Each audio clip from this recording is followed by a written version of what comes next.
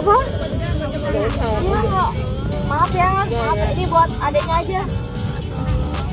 Dalam video tersebut, terlihat seorang wanita yang ingin membantu untuk melarisi dagangan penjual bunga mawar itu. Namun, niat tersebut justru dibalas dengan paksaan oleh penjual mawar tersebut. Ia seakan dipaksa untuk membeli setangkai bunga mawar dengan kondisi uang tunainya yang kurang.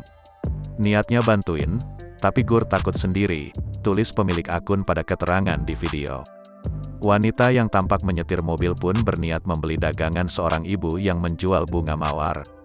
Ketika bertanya harga bunganya, ia menjadi bingung karena ternyata harganya tidak sesuai perkiraan. Sebab, kala itu ia hanya memegang uang tunai Rp10.000, sementara harga bunga mawarnya Rp25.000. Saat uang wanita tersebut kurang, penjual pun sempat mengurangi dan mematok harga Rp20.000. Penjual bunga yang menggendong bocah itu akhirnya memaksa agar bunganya dibeli dengan harga Rp20.000. Ia juga menolak pemberian Rp10.000 dari sang wanita secara cuma-cuma. "Gak apa-apa, aku nggak jadi beli aja," ujar wanita itu sembari memberi uang dan mengembalikan bunga. "Saya nggak mau," ujar si penjual sembari menyodorkan bunga mawar ke dalam mobil.